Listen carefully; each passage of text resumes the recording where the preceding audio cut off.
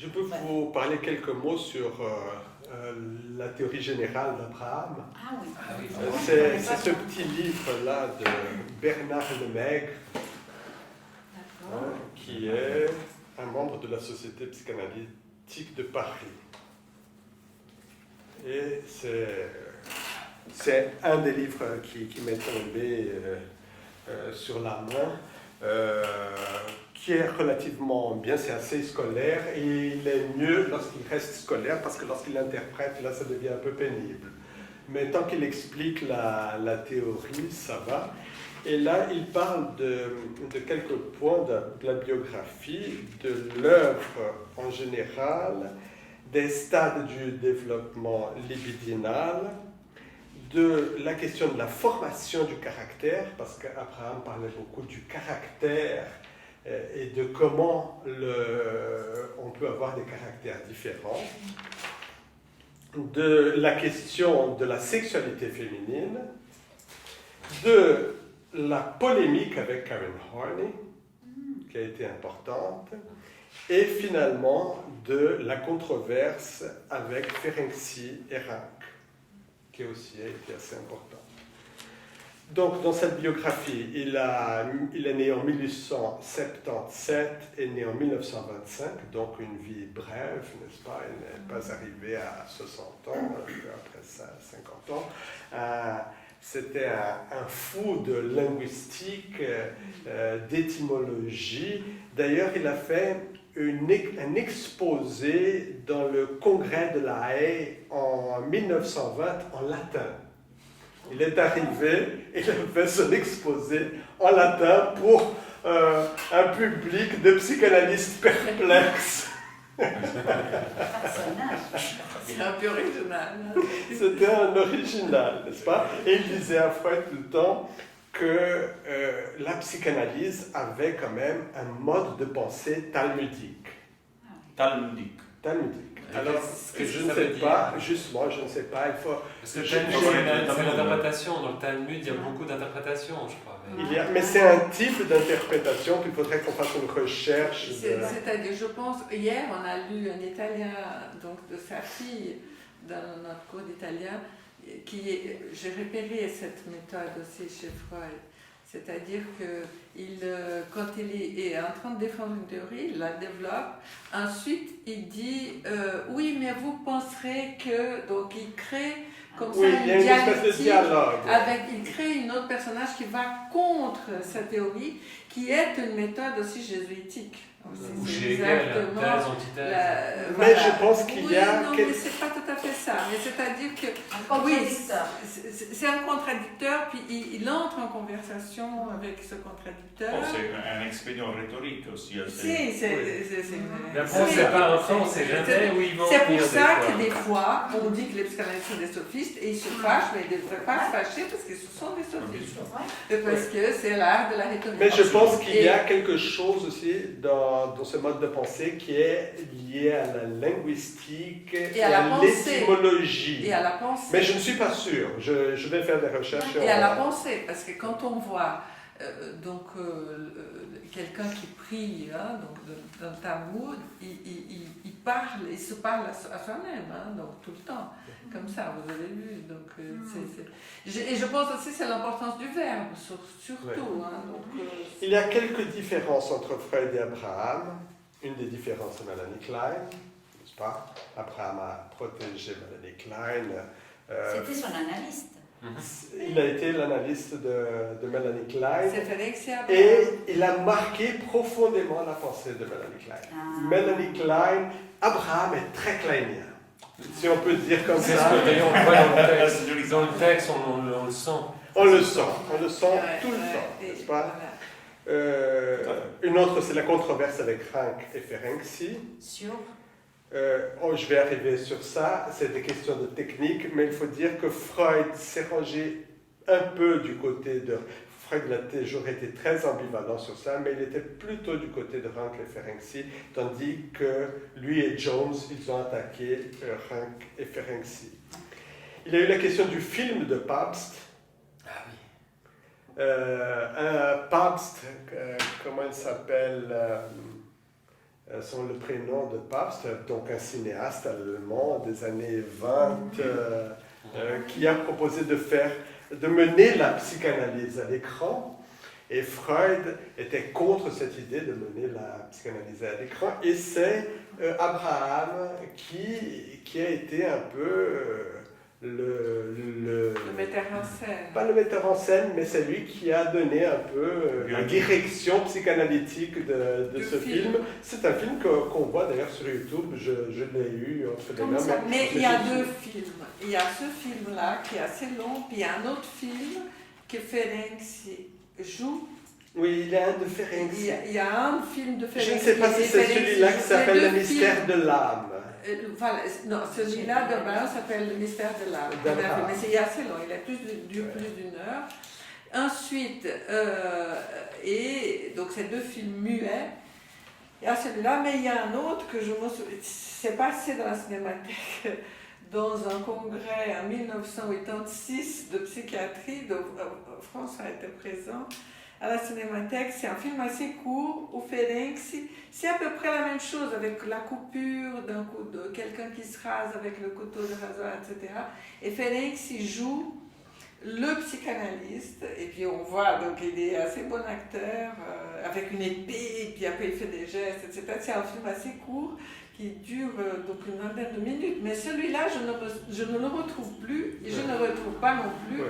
Donc le titre, mais François aide à connaître, parce qu'on a vu ensemble... Donc Freud, il était contre cette idée de porter la psychanalyse à l'écran, mais en fait, ce n'était pas la psychanalyse qui était portée à l'écran, c'était l'écran qui envahissait tout à l'époque, dont la psychanalyse, n'est-ce pas?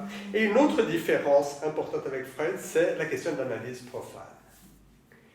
Il était contre l'analyse profane, n'est-ce pas? Alors, je ne comprends pas comment il pouvait soutenir Melanie Klein s'il était contre l'analyse profane, mais je pense que la question de la psychanalyse d'enfant, c'était un peu sous-estimé et c'était peut-être, je ne sais pas... C'est un truc de femme, je pense aussi. Voilà, les femmes, elles peuvent s'occuper des enfants. Parce que Melanie Klein, qu'est-ce qu'elle avait comme formation? Elle était jardinière d'enfants. En tout cas... Mais alors je cite, tu as cité la phrase de ton père, je cite la phrase de mon grand-père. Tu veux faire des études? Oui, mais avec des enfants. Donc tu dois être pédiatre. Et puis alors je dis non, je vais faire la psychologie. Psychologie, c'est quoi? Psychologie. Ben alors, il y a psychologie des enfants. Il n'y avait rien à faire. Études, oui, pour les femmes, mais avec des enfants. Il fallait que ça soit avec des enfants. Donc, c'était exactement la mentalité d'Abraham. Non, et les femmes comprennent mieux les enfants, les hommes, sont insignifiants. Une autre chose importante, c'est qu'il a fait le rapport entre le deuil et la dépression.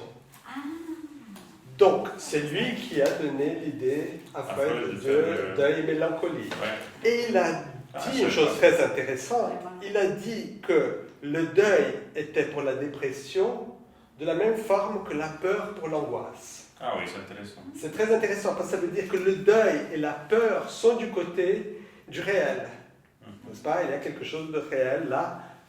Dans la tristesse ou dans ce qui provoque la peur, tandis que la dépression et l'angoisse, on sort en tout cas de la réalité. Je peux ajouter une petite chose par rapport à ça. J'ai lu qu'il avait fait une étude sur le peintre italien qui a beaucoup... Segantini, qui était mélancolique.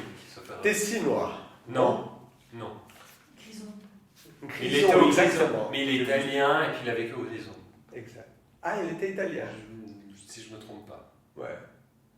Et ce texte, c'est très important parce que c'est un texte de psychanalyse appliqué à la peinture et où il commence à développer toute cette théorie sur la mélancolie et sur les psychoses maniaco-dépressives parce que Abraham, c'est un grand spécialiste de la psychose maniaco-dépressive.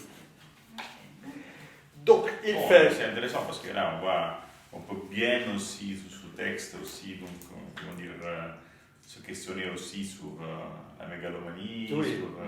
Exactement. Et il le fait. Sur la limite, il le fait. Oui, c'est les troubles bipolaires, ils seraient très à la mode maintenant. Ouais. Et puis, si on prend vraiment ce genre de clinique, Abraham pourrait être très utile, et la clinique mélancolique, pas les interprétations, par contre, la compréhension du cas et de savoir quels sont l'objet d'angoisse d'un mélancolique et d'un maniaque, on voit, c'est-à-dire à travers Mélanie Klein, ça s'éclaire. Ça c'est clair parce qu'on perçoit et on peut aiguiller le patient pour trouver cet objet et pour le nommer, finalement pour l'encadrer et pour le nommer. Parce qu'en fait, des fois, il est envahi par une angoisse donc pas normale. C'est très intéressant. Et il fait un rapport entre la psychopathologie et les zones érogènes. Ça veut dire, il développe l'idée des zones érogènes, ça veut dire l'oralité, l'analité, la génitalité, qui est toute la libido pré-oedipienne. Et puis il fait un rapport entre psychopathologie. Donc il y aura un moment où il va mettre, par exemple, la mélancolie comme étant liée à la phase orale précoce, et puis la paranoïa à une phase un peu plus tardive que la mélancolie. Puis on voit très très bien la question de l'incorporation et que Ferenczi après a introduit l'introjection comme différenciée de l'incorporation. Et l'incorporation c'est très kleinien comme concept. Et on voit que les problèmes de mélancolique, des grands mélancoliques, il y a un problème avec l'oralité qui est énorme. Oui. Et Abraham, c'est le théoricien de la pulsion. Ça veut dire, il va développer aussi l'idée de pulsion partielle, mais il ne parle pas d'objet partiel, il parle de pulsion partielle, en général sadique. Pour lui, le sadisme est à l'origine. Et puis, évidemment, il est aussi, les concepts sont mis en rapport avec le développement et la pathologie. De la même façon que les zones érogènes, en fait, c'est développemental. Il est très marqué par les 3 essais de Freud, parce que cette question de l'oralité, il l'a trouvé dans les 3 essais, puis ensuite il a mis ça plus en avant, et c'est là qu'il a fait le développement libidinal par stade et par phase. Il parle d'amour partiel aussi, qui est lié aux pulsions partielles, et ça à partir d'une idée de Freud des mécanismes partiels. Freud, il parlait de mécanismes partiels, par exemple, identification partielle dans la psychologie des masses, de refoulement partiel. Abraham, il a commencé à parler d'amour partiel et de pulsion partielle, et c'est Mélanie Klein qui va développer l'idée d'objet partiel. Lacan va dire que c'est la plus grande découverte après Freud, la question de l'objet partiel. Et même Deleuze, qui détestait Mélanie Klein, aussi va trouver que ça c'est une idée. La pulsion partielle va chercher un objet qui sera certainement partiel. Mais par contre, alors, il a développé le concept de génitalité qui marque encore aujourd'hui beaucoup de psychanalystes, que le nec plus l'ultra, c'est d'attendre cette génitalité qui était très critiquée par Lacan.